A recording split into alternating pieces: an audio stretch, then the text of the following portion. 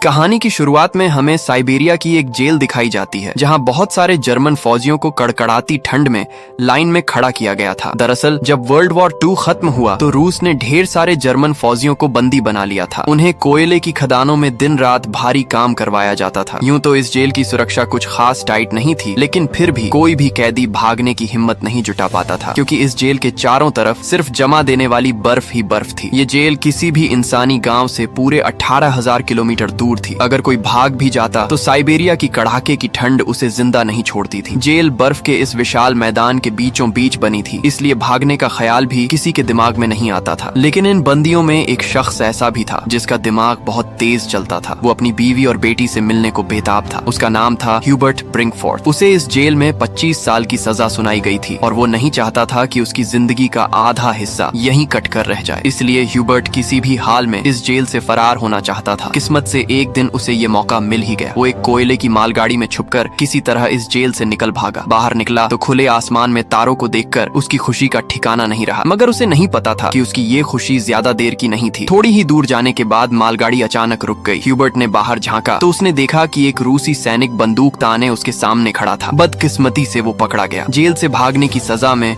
उसे एक खुली जेल के सेल में ठूंस दिया गया। यहाँ ठंड इतनी थी कि रात की बारिश ने उसकी हालत और पतली कर दी। उस सेल में उसे कुछ घंटे नहीं बल्कि पूरे 2 दिन गुजारने पड़े। 2 दिन गुजर जाने के बाद सुबह जेल का वार्डन उसके पास आया और उसे बाहर निकाला, मगर कोई सजा नहीं दी। बस इतना कहा, तुम्हारे साथी तुम्हारा इंतजार कर रहे हैं। उसे थोड़ी सी राहत मिली और जब ह्यूबर्ट अपने साथियों के पास पहुंचा तो वो सब डंडे और लाठियां लिए उसका इंतजार कर रहे थे। वो सब ह्यूबर्ट से बहुत गुस्सा थे, क्योंकि उसके भागने की वजह से पिछले 2 दिनों से उन्हें भी खाना नहीं मिला था। अब ह्यूबर्ट को वार्डन की बात का मतलब समझ आया। तभी बाकी कैदियों ने उस पर हमला बोल दिया और लाठी डंडों से उसकी अच्छी खातिरदारी कर डाली। इस पिटाई में ह्यूबर्ट इतना घायल हो गया कि उसे जेल के अस्पताल में भर्ती करना पड़ा। जेल का डॉक्टर भी एक जर्मन कैदी था। जैसे ही ह्यूबर्ट को होश आया, उसने डॉक्टर से कहा, मैं फिर से जेल से भागना चाहता हूँ और तुम्हारी मदद चाहिए। डॉक्टर उसकी हिम्मत देखकर हैरान रह गया कि इतना सब सहने के बाद भी ये बंदा नहीं रुका। एक जर्मन फौजी होने के नाते उसने ह्यूबर्ट को समझाया, इस जेल से जिंदा भागना मुमकिन नहीं है, और अगर तुम यहाँ से भाग भी गए तो बाहर की कड़कती ठंड तुम्हें खत्म कर देगी। मगर सच ये भी है कि अगर तुम नहीं भागे तो भी तुम्हारा यहाँ मरना तय है। कोयले की खदानों में कार्बन इतना ज्यादा है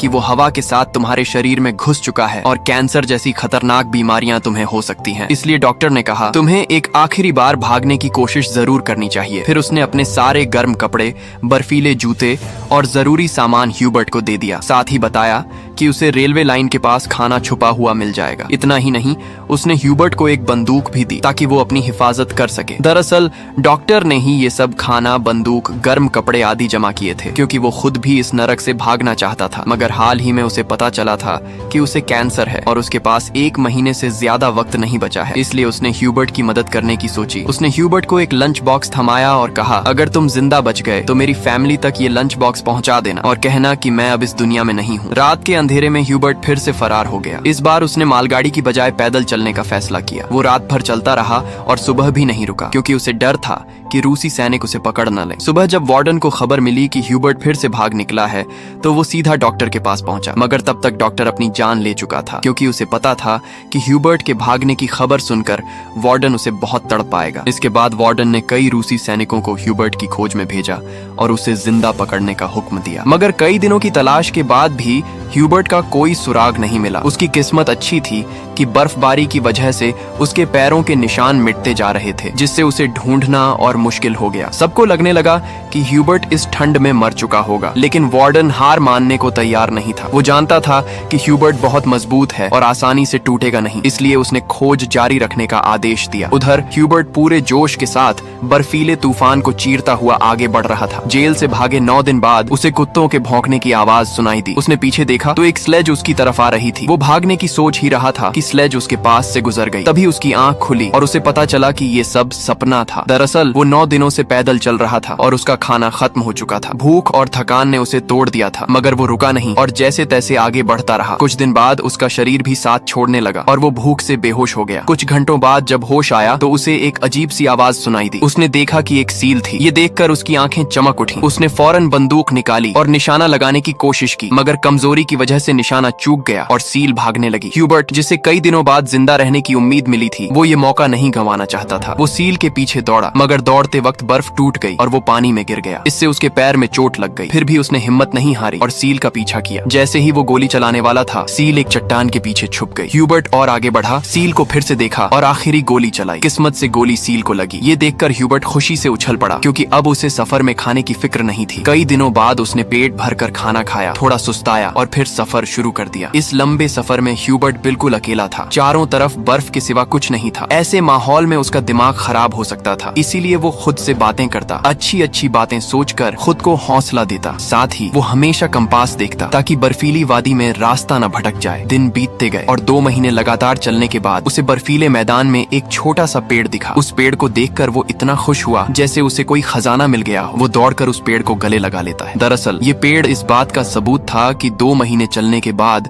वो बर्फीला इलाका पार कर चुका था और अब जंगल शुरू होने वाला था। थोड़ा और चलने पर वैसा ही हुआ। जंगल शुरू हो गया और बर्फ का इलाका खत्म। जंगल में वो बहुत खुश था। उसने लकड़ियां इकट्ठा की, आग जलाई और कई महीनों बाद पहली बार चैन से सोया। मगर अगला दिन उसके लिए आरामदायक था या नहीं, ये कोई नहीं जानता। इधर वार्डन अभी भी ह्यूबर्ट की तलाश में था। उसने अपनी सर्च पार्टी को 700 किलोमीटर के दायरे में खोजने का हुक्म दिया। उधर ह्यूबर्ट जंगल से गुजर रहा था कि अचानक एक बर्फीला तूफान आ गया। तूफान इतना तेज था कि बड़े बड़े पेड़ उखड़कर गिरने लगे। ह्यूबर्ट जैसे ही आगे बढ़ने की कोशिश करता है, एक विशाल पेड़ उस पर गिर पड़ता है। उसकी किस्मत अच्छी थी कि शाम को 2 लोग वहाँ से गुजरे जो सोना ढूंढ रहे थे। उन्होंने ह्यूबर्ट को देखा और उसकी जान बचा ली। इसके बाद तीनों एक साथ आगे बढ़े और कई दिनों के सफर के बाद बर्फीले मैदान से बाहर निकल आए। रास्ते में उन्हें एक नदी मिली। उसे पार करने के लिए उन्होंने लकड़ी की नाव बनाई। नदी पार करते वक्त वो आपस में गप्पे मारने लगे, बचपन के किस्से सुनाने लगे। लेकिन तभी नदी का बहाव तेज हो गया और नाव बेकाबू होने लगी। एक साथी का संतुलन बिगड़ा और वो पानी में जा गिरा। उसे तैरना नहीं आता था और वो डूबने लगा। ये देखकर ह्यूबर्ट ने पानी में छलांग लगाई और किसी तरह उसे किनारे तक लाकर उसकी जान बचा ली। मगर उनका दूसरा साथी उन्हें डूबने के लिए छोड़कर अकेला आगे बढ़ गया। वो साथी बहुत लालची था। उसे लगा कि दोनों मर गए होंगे और उसने अपने दोस्त का सोना भी हड़प लिया। थोड़ी देर बाद जब ह्यूबर्ट और दूसरा आदमी टेंट तक पहुंचे तो उस आदमी को अपने दोस्त पर बहुत गुस्सा आया। उसने अपने लालची साथी को गोली मार दी। इसके बाद ह्यूबर्ट और वो आदमी सामान उठाकर आगे बढ़े। वो दोनों कई महीनों तक इस उम्मीद में चलते रहे कि कोई इंसानी बस्ती मिल जाए। लेकिन सर्दियां फिर से आ गईं और जंगल बर्फ की चादर से ढक गए। उस आदमी का सामान बहुत भारी था, जिससे उसे बर्फ में चलने में दिक्कत हो रही थी। ये देखकर ह्यूबर्ट ने उसका बोझ कम करने की कोशिश की और कहा, थोड़ी देर के लिए अपना सामान मुझे दे दो। मगर उस आदमी को शक हुआ कि शायद ह्यूबर्ट उसका सोना चुराना चाहता है। उसने ह्यूबर्ट पर हमला किया और उसे धक्का देकर नीचे गिरा दिया, जिससे ह्यूबर्ट बेहोश हो गया। जब ह्यूबर्ट को होश आया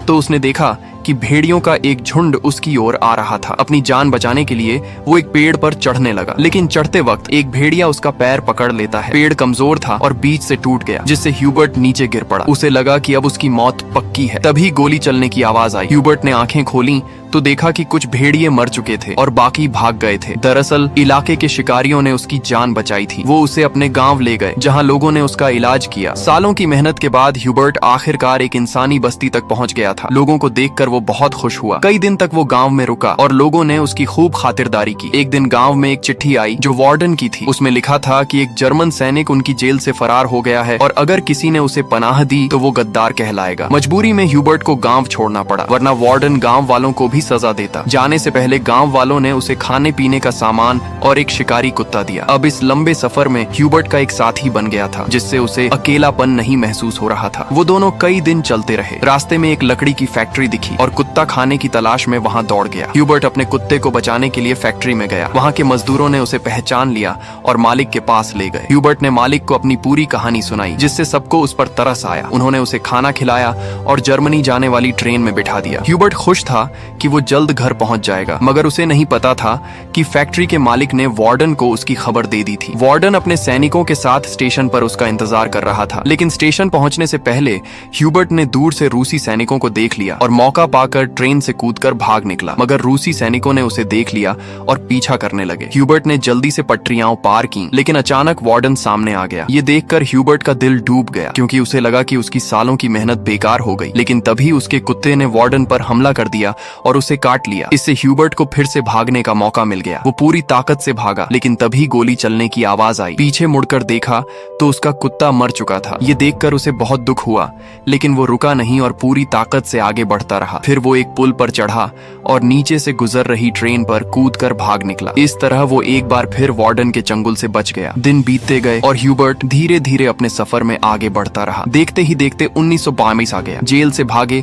उसे 7 साल हो चुके थे। वो सेंट्रल एशिया में था और एक गांव के मेले में इधर उधर घूम रहा था। मेले में उसने तरह तरह की खाने की चीजें देखी। उसका मन तो खाने को कर रहा था, लेकिन जेब में एक पाई भी नहीं थी। वो दिल पर पत्थर रखकर आगे बढ़ गया। मेले में एक जासूस जैसा आदमी था जिसने ये सब देख लिया। ह्यूबर्ट एक चर्च में गया और वो आदमी उसका पीछा करते हुए वहां पहुंच गया। दरअसल वो आदमी भी कभी कैदी था, इसलिए उसने ह्यूबर्ट को पुलिस के हवाले नहीं किया और उसकी मदद करने की कोशिश की। वो ह्यूबर्ट को अपने घर ले गया, जहां ह्यूबर्ट ने कई साल बाद शेव की और अपने पुराने रूप में वापस आया। फिर उस आदमी ने ह्यूबर्ट को एक नया पासपोर्ट दिया ताकि वो रूस की सीमा पार करके जर्मनी पहुंच सके। ह्यूबर्ट उसकी मदद से बहुत खुश हुआ। जाने से पहले उसने उसका शुक्रिया अदा किया और रूस जर्मनी की सीमा की ओर निकल पड़ा। कुछ हफ्तों बाद ह्यूबर्ट सीमा तक पहुंच गया। उसने वहां मौजूद रूसी सैनिक को अपना पासपोर्ट दिखाया। उसे डर था कि कहीं सैनिक उसे पहचान न ले या उसका जाली पासपोर्ट पकड़ा न जाए, मगर किस्मत से ऐसा कुछ नहीं हुआ और सैनिक ने उसे सीमा पार करने की इजाजत दे दी। ये देखकर ह्यूबर्ट इतना खुश हुआ कि वो अपनी हंसी नहीं रोक पाया। आखिरकार वो उस पुल पर पहुंच गया जिसे पार करते ही वो जर्मनी में होगा। लेकिन आधे रास्ते में एक तेज रोशनी उसकी आंखों पर पड़ी। जब उसने आंखें खोली तो सामने वार्डन खड़ा था। ह्यूबर्ट ने पीछे देखा, वो अभी भी रूस की जमीन पर था, यानी वार्डन उसे गिरफ्तार कर सकता था। उसका दिल टूट गया क्योंकि उसकी सालों की मेहनत अब बर्बाद होने वाली थी। लेकिन तभी कुछ ऐसा हुआ जिसकी उम्मीद ह्यूबर्ट को भी नहीं थी। वार्डन ने उसका रास्ता छोड़ दिया और उसे आगे जाने दिया। पहले तो ह्यूबर्ट को यकीन नहीं हुआ, लेकिन फिर उसने हिम्मत की और आगे बढ़ा। दरअसल वार्डन ह्यूबर्ट की जिंदा दिली और हिम्मत से बहुत प्रभावित था, इसलिए उसने उसे गिरफ्तार नहीं किया और अपने देश लौटने दिया। तभी वार्डन ने कहा, ये जंग बस 2 सैनिकों के बीच थी, एक मैं एक तुम, और तुम जीत गए। जा अपनी जिंदगी जी लो। आखिरकार ह्यूबर्ट ने सीमा पार की और जर्मनी पहुंच गया। फिर वो अपने